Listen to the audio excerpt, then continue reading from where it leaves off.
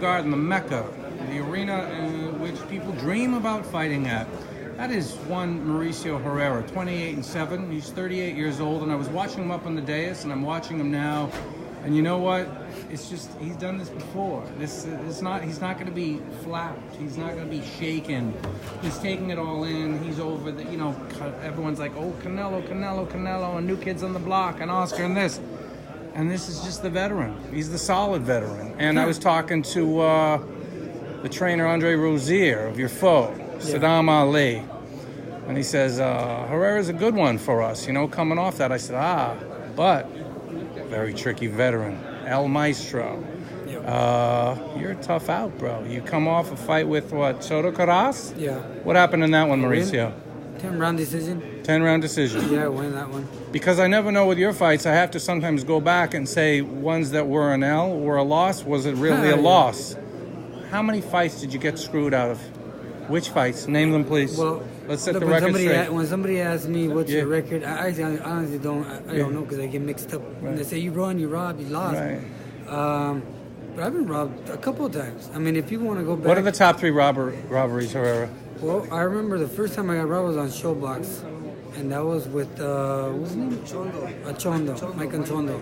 It was on Showbox. Was that like 2010 or something? That was 2010 something. Because you debuted 2007 in there. Yeah, it was 2010, and that was my first Showbox. That one, I got robbed by Danny Garcia, and I got robbed Pretty much everyone says that. Benavidez. Jose Benavidez. Mauricio, does anyone ever come up to you afterwards, like after a couple years have passed maybe, and they're not with the same promoter anymore, right? And they say, now I can admit to you that you really won that fight. Has that happened to you? Yeah, I don't want to say I would think with the Danny Garcia. I know with Danny Garcia, they came up to me. They're still with Danny Garcia. I don't want to say who, but tell me, hey, you won that fight. But I'll point the camera away and you mouth it to me. What's it called? The Brothers. The Heyman guy. All right. I'm back on the record now. No, I would think that would happen, because people, they can't admit it live, but if they have integrity, they got to say at least to your face, bro. Yeah. You won that one. Yeah, they said you won it, but hey, come on this side, we'll make it happen. Do you look at it and do you say, it is what it is? Or do you allow yourself, because I think I know my personality, I'd be angry. I'd be really angry about it. Yeah, well, the thing was at that time, I'm not angry at the time. I'm happy that I'm fighting for a world title. For instance, the Danny Garcia fight, I'm in Puerto Rico. Right. I have family there. It's exciting. I don't feel, after the fight, I know I got robbed, but the people are still, hey, you won, you're the champ.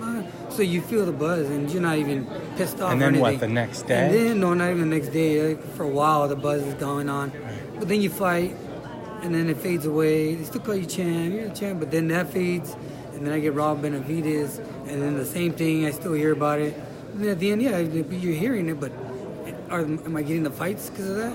Because they thought I won, no. Because on paper he won, so he continues on the bigger fights. But sometimes maybe you get in fights because they months pass or years pass. Herrera, he lost a lot of fights.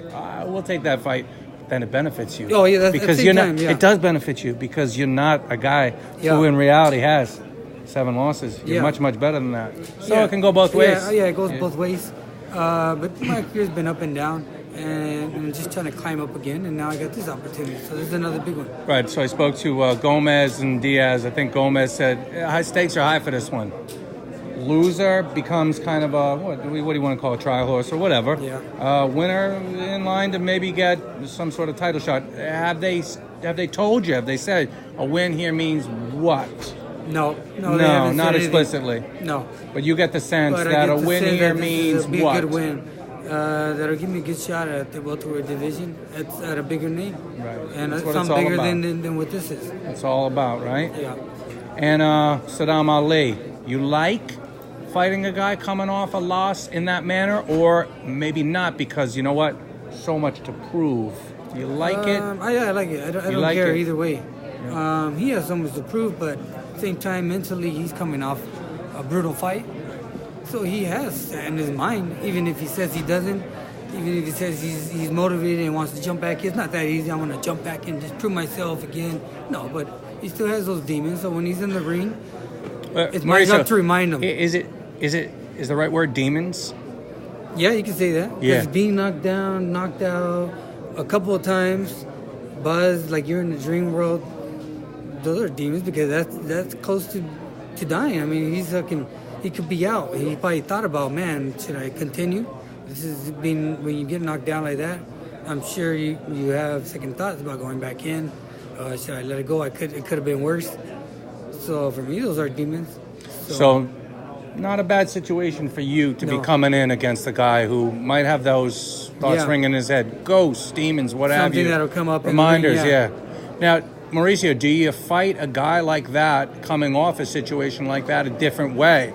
Because you're not known as a power puncher. Sharp puncher, but not humongous power. Yeah. Do you approach it a different way because you want to remind him of the demons? So maybe try to exert more power.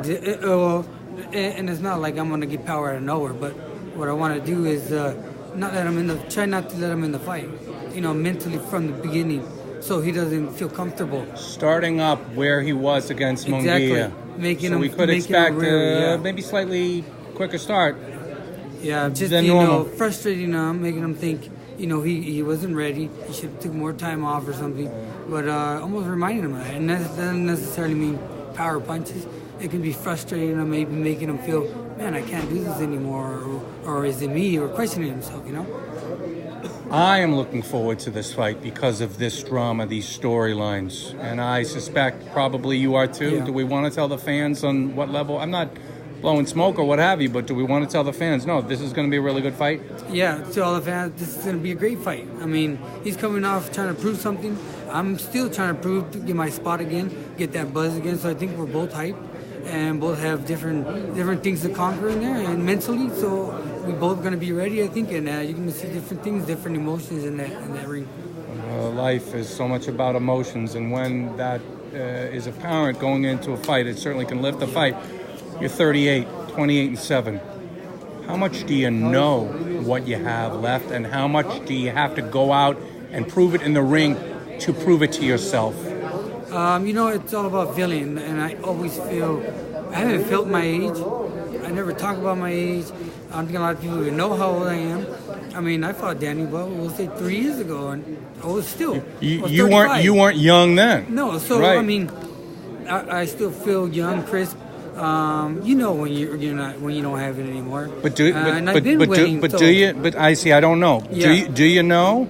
Do fighters know? Do they during training and what have you? Yeah, I think they get a feeling, and they'll be much slower. Maybe the sparring, those guys that they spar are not as easy to them as before. I think that's me. I still feel sharp, feel good in camp, and I'll know Saturday if I still got it. I'm pretty sure you believe you have it. You're seeing the good signs in camp, but we really know on Saturday because sometimes you can go into a fight, you came in great, and then fight night. What happened? Yeah. My energy wasn't right or what have you. You don't know until it's fight night. Yeah, that's happened to me. But do you remember what fight that happened? I think that was one fight. It was Gomez, but that was a lot. That Alfonso? No. Frankie Gomez. Frankie Gomez. Yeah. That was the one that was hard training. But see, every. What's your name? Albert Herrera's brother. Hey, his brother? Yeah. Now I see it. He's a fighter too. Well, he got the little moment there. Well, and he's also well dressed and stuff, so I wouldn't have called fighter. But now into the nose and what have you. Yeah. Albert, nice to meet you. But we'll say, issues on fight night, anything could happen.